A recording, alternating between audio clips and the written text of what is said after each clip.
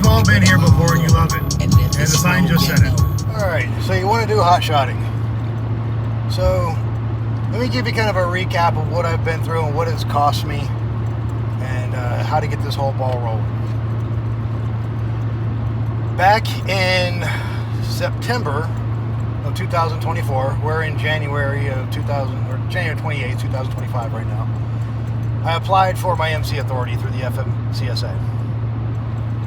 That cost you $300 right off the bat. Sorry, I'm trying to hold the camera mount still because otherwise it'll bounce all over the place. After that, one of the good things I had is I owned my own truck already, so I already had a 3/4 ton diesel. So that was already paid off, so that's a cost I didn't have to incur.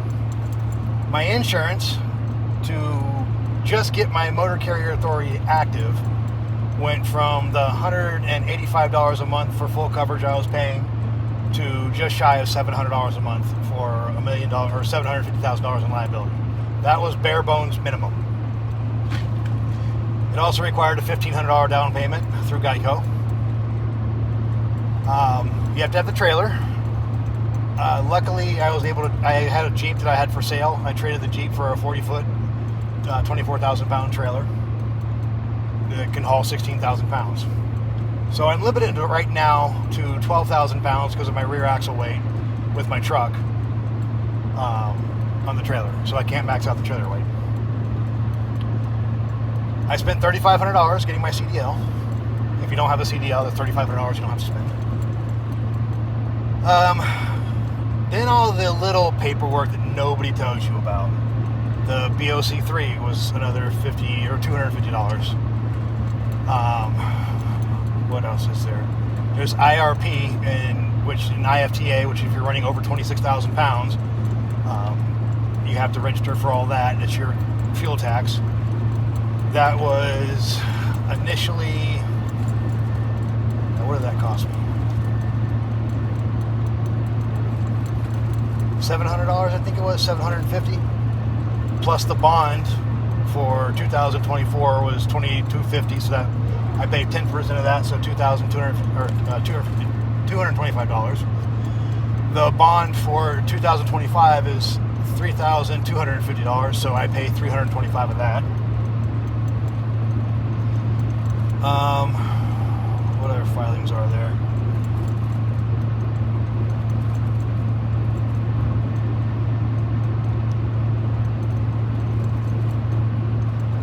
I think that was it on filings.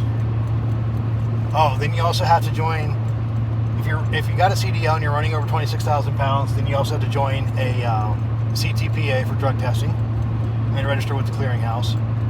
So my CTPA costs $82 to join and $50 per test. I've had 3 tests so far, so you can do the math on that. If you don't have a truck and a trailer, slow down. There's my ELD. If you don't have an ELD or a truck and a trailer, you can count on anywhere between $5,000 to $15,000 for a trailer and $10,000 to $100,000 for a truck, and then obviously the insurance that goes with it. In order to actually be able to run for anybody, very few carriers or very few brokers will take a new authority. But you need to have $1 million in coverage, and you have to have $100,000 in cargo insurance. That took the just shy of $700 a month insurance and took it up over $1,200 a month.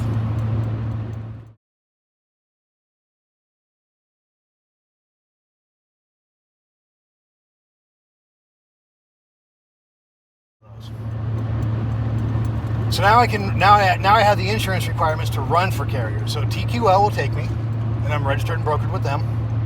C.H. Robinson will take a new authority, so I'm registered and brokered with them. Fifth Wheel Freight will take you for Hotshot only, and you have to be on truck stop or you have to be on DAT in order to pick up their loads. And anything else through Fifth Wheel Freight, you have to have 90 days. A lot of the other companies want 60 to 90 days of MC authority time. I'm at like 50, 50 some odd days right now.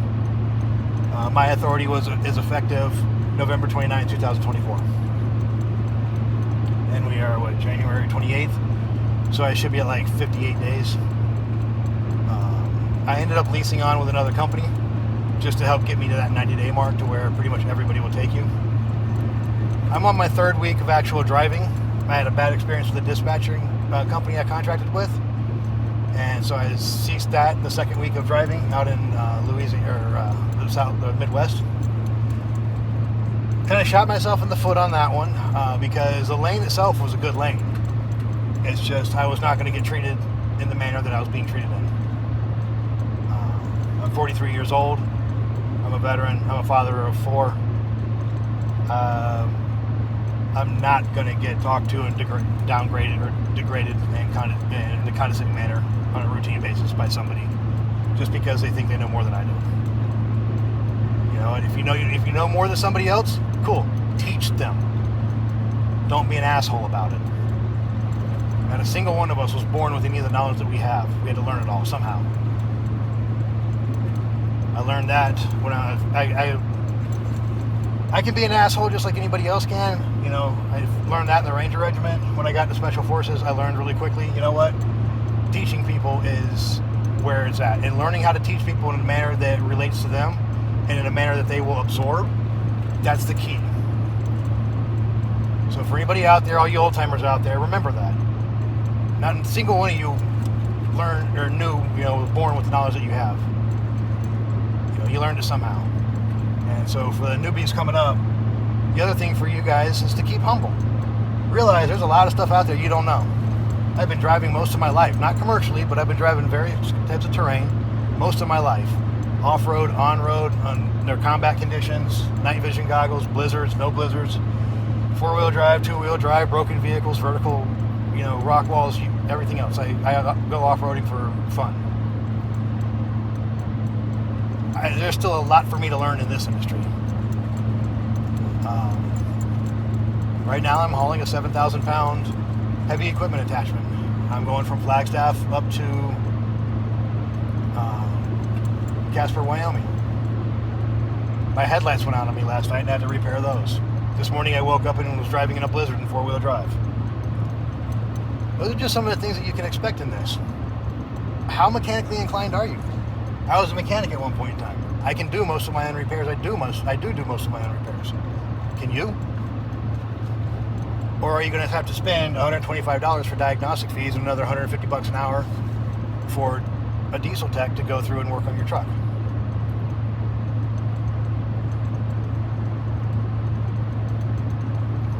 It's tough getting started. So I would honestly say for somebody just starting out, probably the best thing for you to do is work another job for your first 90 days of your MC authority.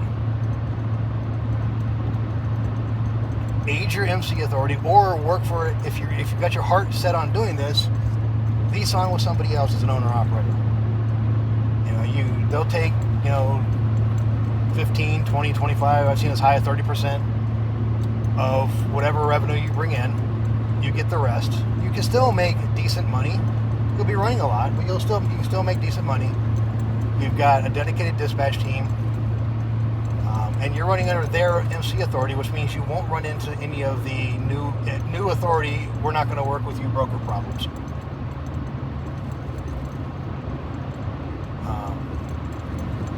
And that'd probably be your best bet.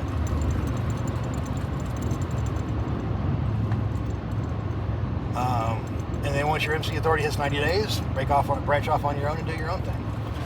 Hold on.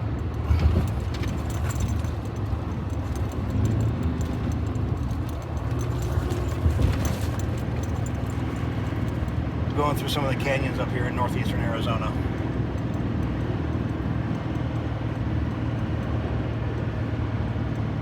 So unloaded, just truck and trailer, I weigh 17,200 pounds.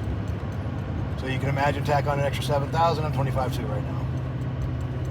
Yes, for the big truck drivers out there, that's not a whole lot of weight. For a 3/4 ton pickup truck, it really is.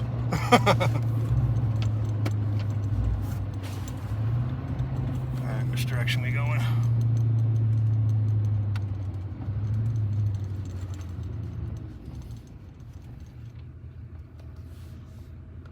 Alright, we're turning right.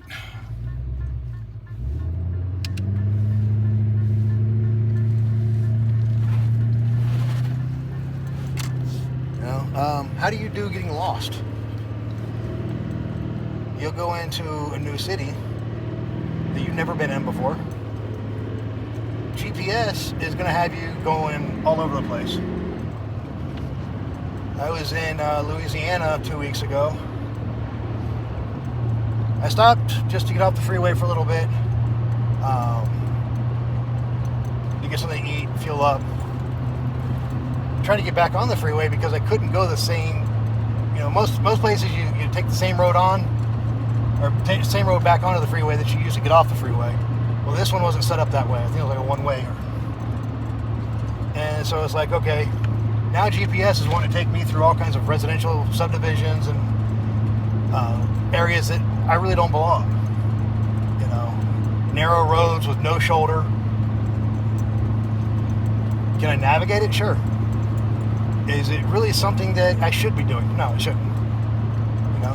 Something you'd want to apply a lot as a new driver.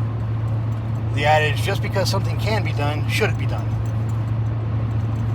So in that case, you kind of pull over, you figure out where you're at, figure out, okay, how can I get out of this mess as quickly as possible so I don't end up, sideswiping somebody's car, taking out somebody's mailbox, getting hit, or myself. Because in many cases, the trailer that you're hauling is going to be just as wide as the lane you're going down. Houston, or just the entire eastern portion of Texas for that matter, right now is one big construction zone. It looks like they're trying to make from Beaumont all the way to San Antonio that one big freeway, the Cary Freeway, that Houston has going through it. Well, in the process, they've narrowed the lanes down, again, just barely wider than what your trailer is. How do you do during that? Are you going to want to travel that during the daytime, or do you want to travel that during the nighttime? If you're going at night, people are going faster, but there's less traffic. If you're going during the daytime, people are going slower, but there's more traffic. It took me 2.5 hours to get out of Houston the other day, or a couple weeks ago.